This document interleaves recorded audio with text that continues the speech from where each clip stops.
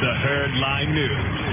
So the Dolphins own the Patriots in December. After what seemed like a perfect game to exercise the Patriots' demons, they somehow managed to lose a 34-33 heartbreaker. Yeah. It wasn't really a huge surprise to me because I did call that. The loss moved the Patriots to 3-4 on the road this season, with the other losses coming against the Lions, Jags, and Titans. The first three were all by double digits, and the fourth was obviously this historic mistake by Bill Belichick and win by Miami Miracle. But despite the road record and that brutal loss, Tom Brady says he's confident they can bounce back. I mean, we lost pretty important games, and I don't know what's the difference between losing by 14 down there, losing by 50, or losing by 1. They all count the same, and mental toughness is mental toughness. And you realize that, a lot of things had to go right for them to win, and they did. So it's not like I don't think we can win on the road. We've won on the road. We've played well on the road. We just got to close the deal. I don't think this particular game is a reflection of how the Patriots play on the road late in the season or in the playoffs, just because it's just a weird thing. They can't win Miami in December. But is their fourth ugly loss of the year. So they are the margins for them are shrinking. They're just simply not as talented as they were 4 years ago. Right. Well, they travel to Pittsburgh this weekend. Yeah. They're 3-point road favorites there. And obviously Sunday the Chiefs beat the Ravens with an 11-2 record. New England's 9-4, and they don't want to have to travel to Arrowhead and play the Chiefs in the playoffs because nobody's really given them a chance in that game. And while the Patriots haven't lost in New England in the playoffs since 2012 AFC Championship game, they're just 3-4 when playing away in January. So home field advantage is important to the Patriots. Oh, God, yes. Especially with this particular squad. Yeah, and it's the whole Kansas City Mahomes, Patrick Mahomes and Andy Reid and Zeke.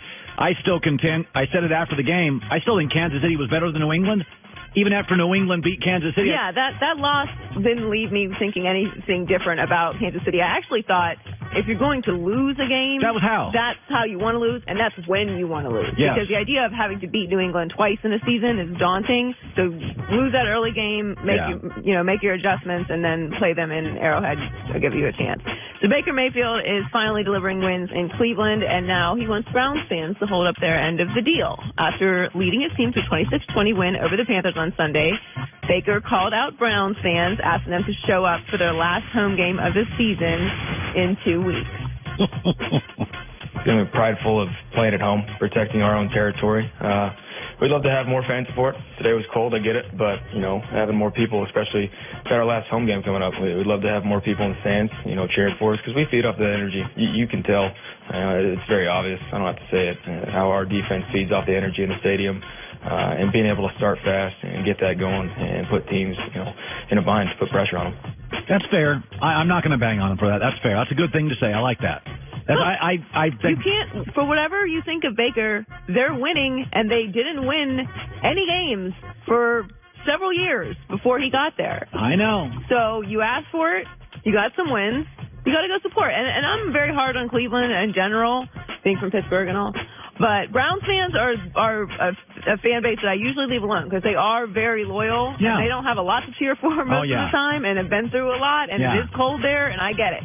So they're usually behind their team. They're usually a really good fan base. I have no problem with Baker saying this. Yeah, I mean, listen, Cleveland's standards are so low that they talk trash, and they're 5-7-1 in third place.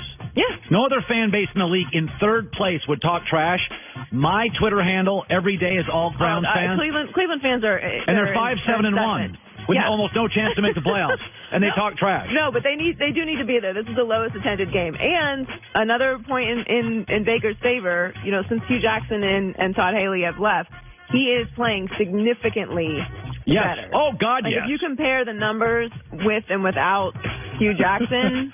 I mean, he has a 3-2 record as a starter. You know what it is? The stats are staggering. I think Hugh and Todd Haley were so caught up in their personal battle, it was just a mess and Baker got caught in the middle of it, and now they got this one guy, Freddie Kitchens, and that's who Baker deals with. He doesn't have Haley. He doesn't have Hugh. You had this, ego coach fight, and Baker sitting there, I'm like, hey, I'm a rookie quarterback. Could you guys get over it? I think that had a lot to do with it. Yeah. It was pretty obvious, even from Hard Knocks, that there was, a major disconnect between the two of them. Finally, LeBron James and Dwyane Wade face each other On an NBA court for the final time last night, the Lakers beat the Heat in a great game, 108-105. And after the game, LeBron praised his good friend, saying he needed D. Wade in order for his own career to grow. You know, what we got together is 2 championships. You know, we got a lot of memories. We got 2 gold medals.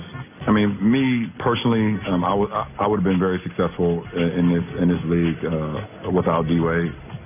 But to accomplish what I really wanted to accomplish in this league, and that's winning at the highest level, I needed him. And that's why I made the jump.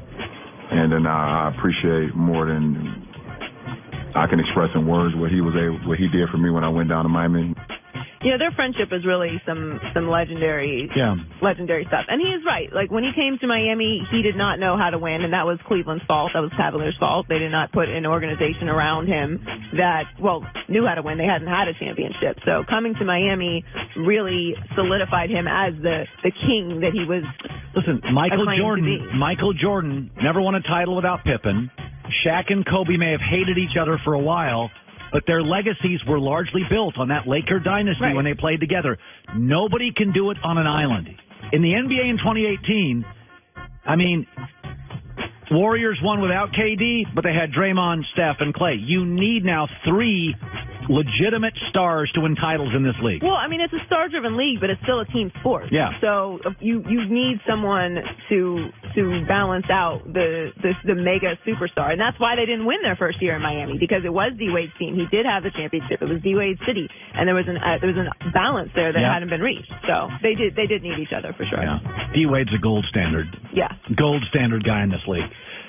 Joy with the news. Well, that's the news. And thanks for stopping by. The Herd.